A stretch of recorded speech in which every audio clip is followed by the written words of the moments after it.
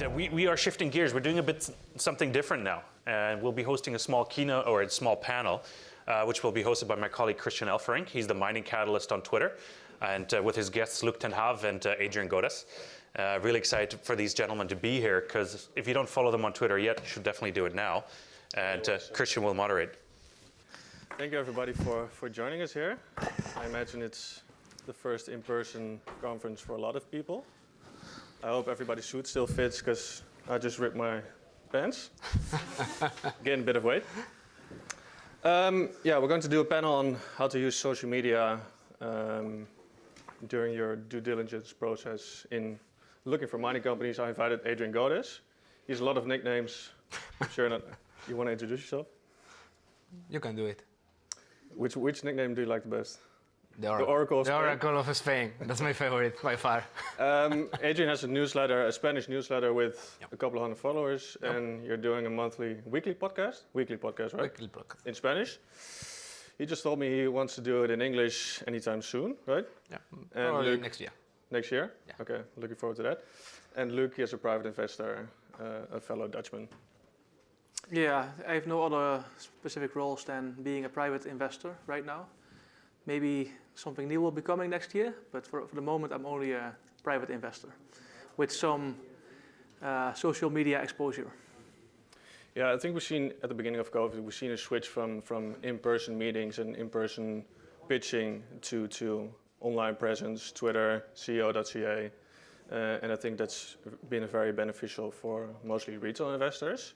And it's also forced companies to go online, like Enduro is doing a great job online, exposing yourself, giving information to investors. And how do you guys use social media in your investment process? Let's start with Luc. What are you looking for on social media when you're investing in a company, looking at a company? Yeah, I'm not using social media specifically to scan. If I find a company I want to invest in, it's not the first thing I do to run to social media and see what people say. I first want to know more about the company, and I go through annual reports and presentations like most people do. I use social media more for a sentiment indicator, like are people talking about the company at all? So what are you looking for? Well, first of all, the number of people on channels or the number of people talking about that specific company. Yeah. Because if I see that there's a lot of hype around that company, then there's either good news or there's no news, but for some other reason there's hype. And I prefer to invest when not too many people are talking about it. Yeah. So for me, I would rather not see too much on social media when I want to invest. What is a good example of that? Like one of your recent investments? Well, one of the companies that's here right now, LithoQuest, they were a diamond company, did a good job, but diamonds were really difficult to raise capital for. So they decided to stop their diamond business, at least for a number of years, and to focus on gold. And in between, there was almost no news about LithoQuest. And I knew they had a good team, or they have a good team, and good shareholders, which is also very important. And there was no attention for LithoQuest at that time. So it was trading at 3 or 4 cents. So this is a team with shareholders so strong, they will stay around, they will find something. So you just need patience. So I bought LithoQuest at 3, 4, 5, 6 cents, and then just waited it out for a year. And then when they announced, hey, we will now be a gold company, a gold copper company, and more news was coming out, then suddenly people get interested. But I have a much lower average. So it was a good sign that they were not mentioned on the social media at that point. Would you avoid any companies that have like too much eyes on them, too much online chatter? No, not avoid. I mean, some companies, I think it's important for somewhat bigger companies or to seek social media presence. Yeah. Because that's how many people, especially in COVID days, get their information. Yeah. I follow a lot of podcasts like Mining Stock Education, Corralin Report, Soar Financial. I mean, there are good companies providing information on social media in several different forms, but so I'm using it to my benefit. Yeah. Mm-hmm. I'm going to turn to the audience now because I see some IR reps like Sean. How have you seen this switch from like in person to social media, and is it benefited Enduro? You know, when COVID hits, the only options Yeah. And for Enduro, virtual was a lot of work and more access to people around the world instantly, but it became inundated from the amount of virtual shows and conferences that we were attending. Yeah. And I'm sure investors were getting inundated with information. It's just too much to figure things out. So I'm happy to be here. First international trip in 2 years, and meeting people. We've had 80 meetings this week, and it's all one In person. In person, yeah. And social media is a great avenue, like you all suggest, and it's a great way to get a temperature on the stock. Yeah. What people are saying, and looking at the history from in CEO.ca, you can look back years in advance or behind to see kind of progress and get a better feel. But I think the number one thing is in person, at least talking to management and getting a good feel of what you're looking at. What's the biggest advantage for a company like Enduro that has an online presence now? Like during the last 2 years, is it to reach retail or just get the story out, keep the momentum going? Oh, every company is different. Unfortunately for Enduro, we haven't done any marketing since recently. Yeah. In the last 2 years, 2+ years, we haven't done any marketing whatsoever. So we're a retail story right now, but that doesn't move the market. What moves the market is bringing institutions, bringing in high net worth that can believe in the story of the project. So retail only does so much, and it moves up and down. And unfortunately, in Canada, everyone's happy with 10-20% gains. So you have to go far and wide to find investors that believe in the 3 to 5 year plan where you can get your tenfold, your 1,000% gains and stuff. So Do you notice it's easier for retail to reach out when, like, Enduro has an online presence? oh yeah, for sure. Yeah. Like some companies that are proactive, like Enduro, like every news release I have at the bottom, my calendar is integrated or is a part of my Zoom account, so investors can book a Zoom presentation with me directly. Some companies are proactive like that, and they should be. We should be more transparent. Well, a lot of companies aren't utilizing social media. Oh, for sure, yeah. Take another example, Gold Mountain, which IPO'd this year. Yeah. They're doing an amazing job on social media, Yep. and that's created a lot of hype on their social channels, Yeah. which is getting the word out very fast. Yeah. So they've gone from they're trading $2 plus right now, Yeah. around $2. And so social media is a great tool if people utilize it. Yeah. Thanks, Sean. What about you, Adrian? What can I say? How do you use social media in your investment process? You run a investment newsletter and your podcast. Well, What do you include in your investment process when Well, you're looking for picks for your newsletter? yeah, the first thing I would say it's following the right people to see information that it's difficult to get access. An example is coal prices. There is not futures like in gold or copper, so it's very difficult to see the coal prices. Yeah. And there is an amazing community on Twitter sharing information about this index. One thing that impressed me about mining sector is how many CEOs and directors are on Twitter. For me, it's the best marketing way that existed that a mining company can do. Put the CEO on Twitter and speak directly to the investors. It's the best marketing way, by far. And it's very difficult to find that in many other sectors, like, I don't know, pharma or industrials. But in mining, it's very usual. Find CEOs and send them a direct message in private. And, hey, I want a call with you. Yeah. I did that last week. I just saw a CEO. With who? Well, I think I can say it's with Adventus CEO, with Christian. Yeah. And I just sent him a message. Hey, we can chat. Okay, that's awesome. Do you agree with this, Luke? Yeah, I agree. I know you have, but you have another approach to reaching out to companies, but yeah, you can also call companies. I don't necessarily need social media to contact a company. I do think, I mean, like I said before, there is a role for social media is important nowadays, especially in COVID times. But I also think that it also creates a lot of noise because there are two different ways of looking at it. from an investor point of view, I'm an investor. And if you listen to Warren Buffett, he's saying like, you should detach from the crowd. You should get away from the crowd. Well, what you're doing is you're going into the crowd if you go on social media. You get so much thrown at you, so much data, so much information.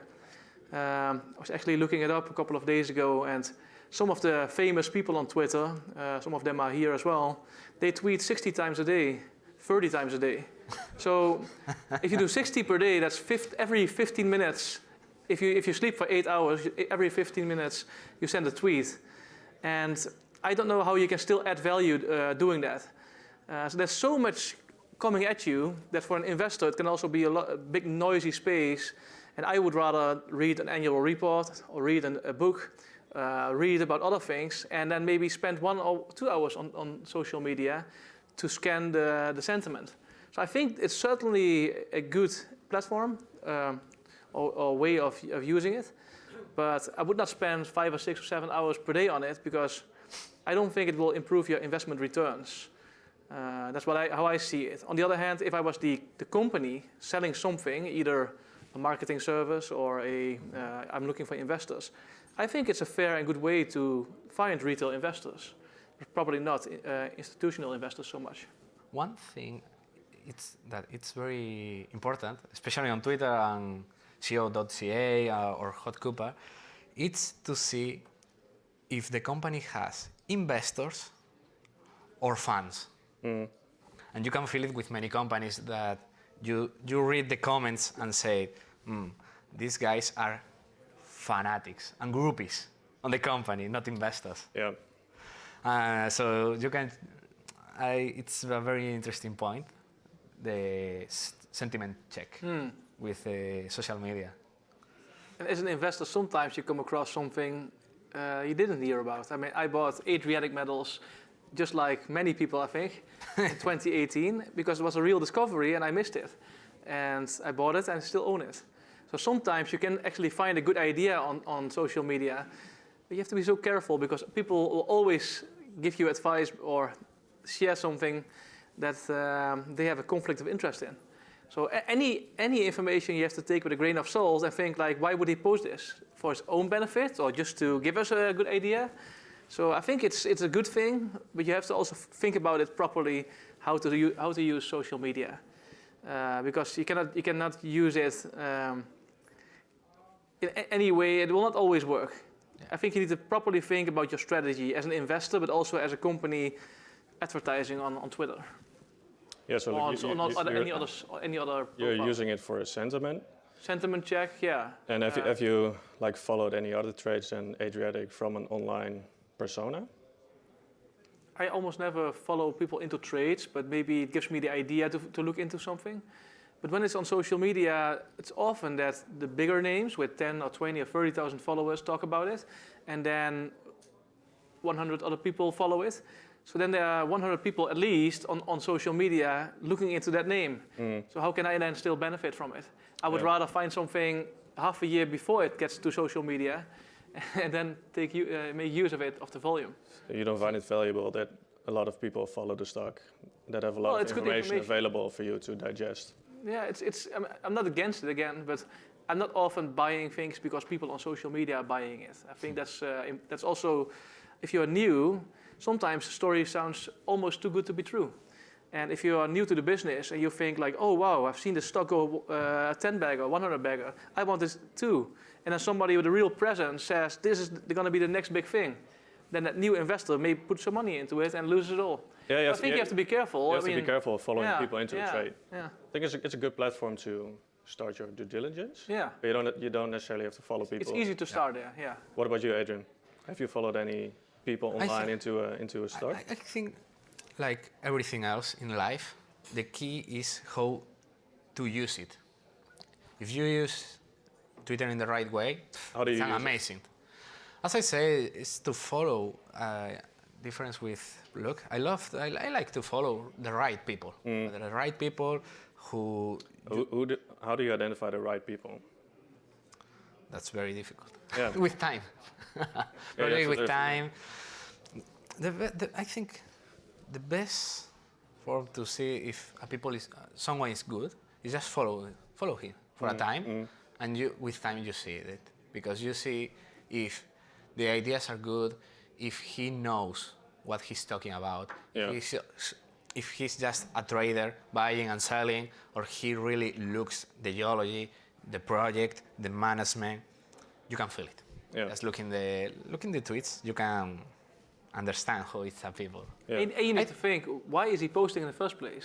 Is he posting for fun? Is he posting to learn more? Is he posting to sell you something or to sell somebody else something? Because, like I said before, I've got this list of statistics. I actually enjoyed looking at it. But if you see people with many followers and they tweet, 10,000, 20,000 times a year, then I don't think they don't just do it for fun. I think there's more to it. Maybe there's a brand behind it. Maybe they want to sell something. So as an investor, you have to be careful, because those people often have a big presence. People believe them, and you will just follow them into names they mention. I think the big disadvantage here is that there's no disclosure from people on Twitter if they're getting paid by the company or not. There's no disclosure. Yeah. Well, in my opinion, everybody is selling something all the time. Yeah. In my opinion. Yeah. What are you selling? Newsletter.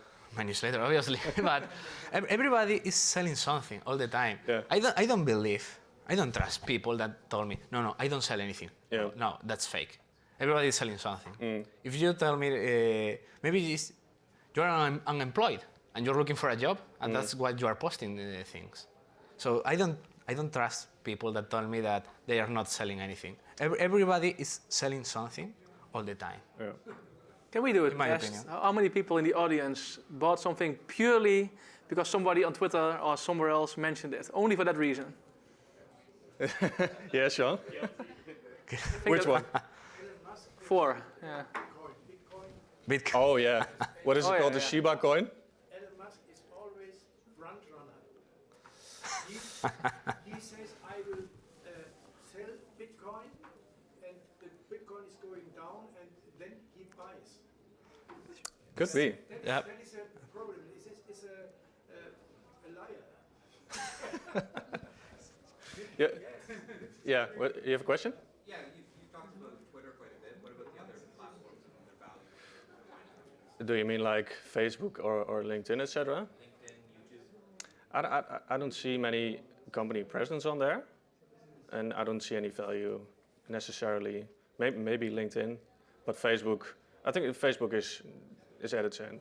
It's not to use of anybody anymore. My opinion. Are you guys What? familiar with the group from Dutch? They're Dutchmen, and they have like a group of 300 investors, retail investors, and they create Facebook pages for junior mining companies. Oh, really? It's phenomenal. I joined a couple just to kind of see, but they're all speaking Dutch, and they. What's it called? Von Dutch? Well, like for instance, one company which I was a part of before, Brow Gold, they have like 400 people on their Facebook fan page or whatever, and it's like this cult, and it's all Dutch people. But don't you think that's a dangerous thing? It's all people speaking to the confirmation bias. There's no, like they don't have- challenge each other in their investment. Well, yeah, they're all like cheerleaders. Yeah. If there are 400 Dutch people, that must be something good, I guess. No. I don't think so. Okay, so you guys are not familiar with that. No. You have to show me. I'm not familiar with. No. Blaine, what's your question? Yeah, I was just going to sort of say what, from a corporate perspective, when you're talking about social media and you're talking about the various avenues through social media, it's really just another channel. I mean, we have our face-to-face, we have our conference calls, you have your Zoom. I mean, social media is very important in a sense that every company needs to have a presence and they should be active, and then it's a matter for you to decide how active and what you're going to disclose. But it's just another tool. It's just another thing we have to do. It doesn't replace anything else. It's just another potential avenue to reach out and communicate with people that that's the platform they choose to use. Yeah. But as a mining company, you've got a brand, and then you probably look for somebody that can represent the brand, because you have so many newsletter writers or people that do interviews, or and I think what you do then is to find a creator, so to say, that can help you spreading the word. But then I think the most important thing is, does that person fit to our company philosophy? Is that how you look at it, or? No, well, I mean, say like I would own our social media through our company. I'm not trusting anyone. It's just like I don't trust people to write my news release and put it out. I'm not trusting someone that's outside the organization to represent our company. Okay. That's not our voice. I mean, there's obviously disclosure issues and materiality. And then just think about the various avenues you might use. We just think with Twitter and LinkedIn, and obviously Twitter is more Wild West than LinkedIn is more business professional. But, Yeah. I really like YouTube, but then again, it comes down to the point is you have to create that content, and savvy professional material or video production you're going to put on YouTube is obviously costly. So it's one of those.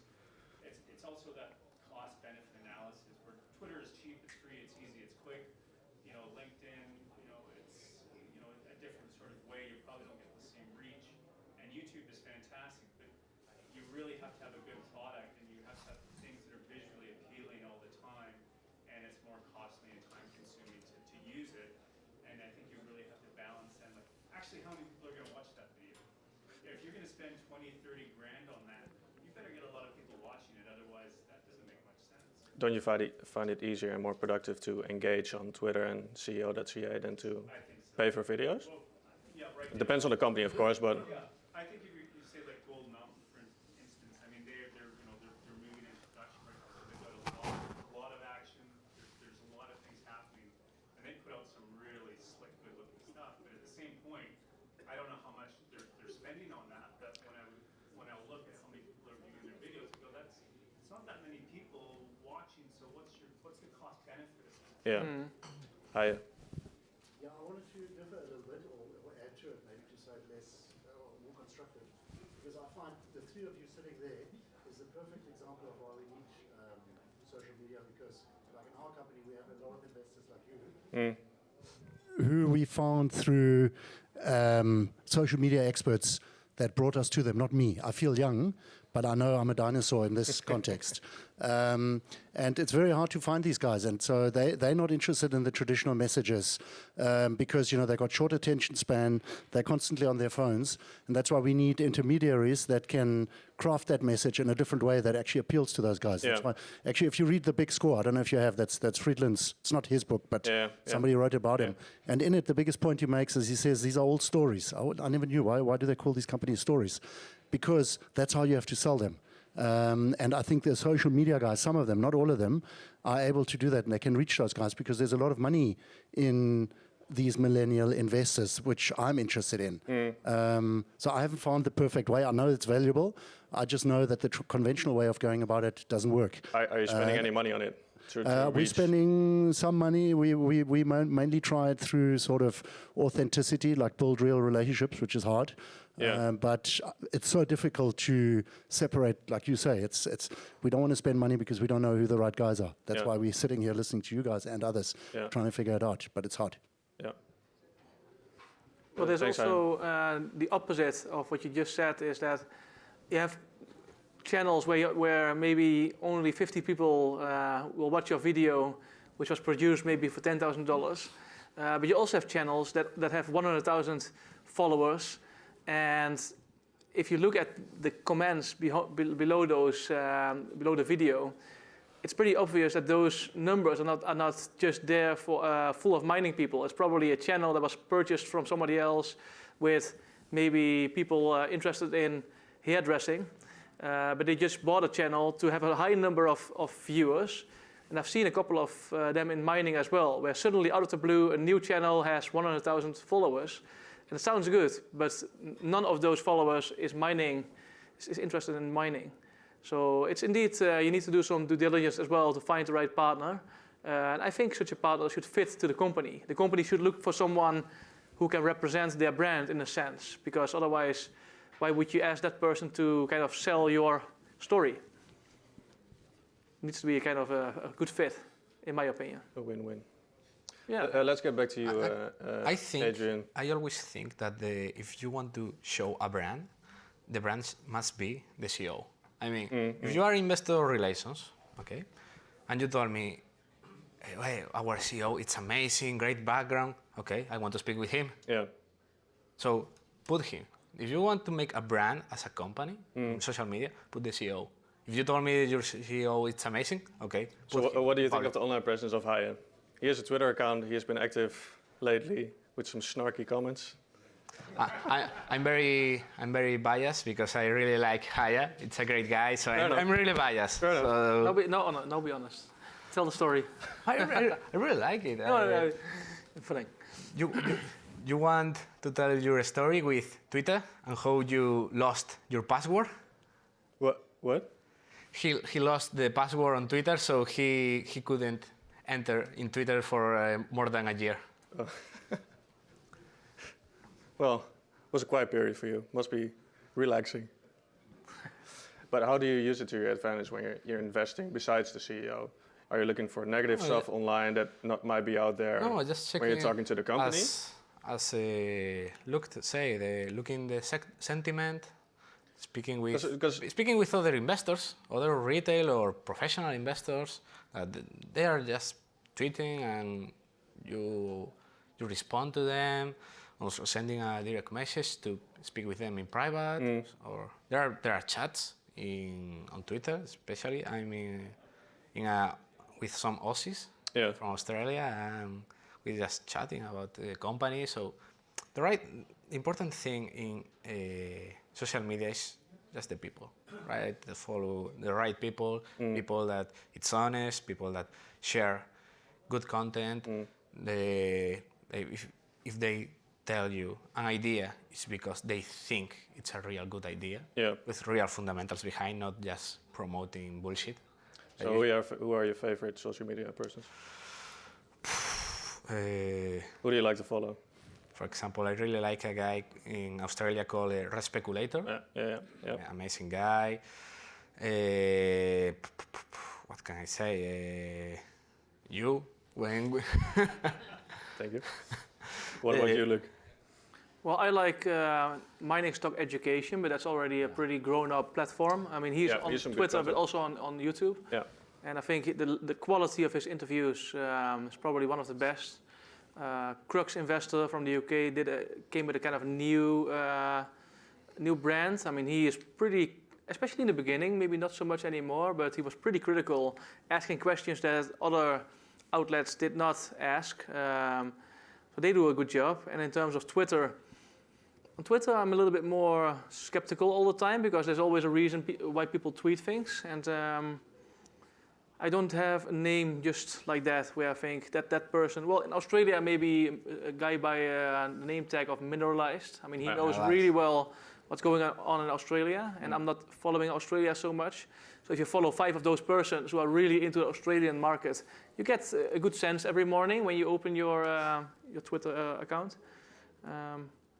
So maybe try to find people that are active in a certain niche within our niche, because we live in a mining junior niche, and within that niche you have Australia, you've got Quebec in Canada or Ontario, you've got the Africa niche, and some people just specialize in Africa or specialize in Australia, and they may just give you that little bit of information that you need to get interested in a story, like Chalice Mining 2 years ago. Willem Middelkoop was talking about it this morning, and I also bought stock at 30 cents, sold it at 40, and it went to $10. So good trade. Yeah, I found it at least, but I didn't hang on to it. Yeah. We have 40 seconds left. Are there any questions from the audience? Oh yeah.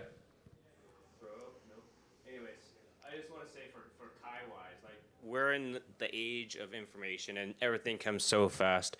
And, there's a lot of generalist investors getting involved in the mining industry, a lot of millennials. We need to educate. And, Kai's team put together a video for a site visit. And that site visit gives you, what you're investing in and what to understand and to educate. And that's what we need to do. And they did a great job. And, we need to educate more investors to get involved because obviously our markets aren't moving the way they should. And that's what we need to do. So. We need FOMO. Uni FOMO. Okay, great ending, Sean. Thank you. No more questions? Hi. No, I just wanted to highlight one guy, Nick Germain. Mining book guy on Twitter. Yes, he actually, I knew nothing about this scene. Yeah. And when we were still a private company, he somehow found me actually on YouTube. Or somebody told me, hey, look at this YouTube video. Nick had done an analysis of whatever he could find on us, and it was actually really good. He was way better than sell-side analysts. And so I know he's connected to all of you and many others. And, he made his first money on Facebook gaming, which I have no idea what that is. And now he happens to be in mining. So there are some amazing people out there like him and others. So I'm still learning, but we like to be more exposed to it as a company out of our own interest, obviously. Yeah, Nick he has his niche in Africa. I mean, he is just all over it. He knows about every company in Africa, and he's well informed. He's doing a really good job. Yeah. No more questions? Okay, thank you guys Well, for attending. Thank you. Have a quick coffee break before we continue. Nice. Good.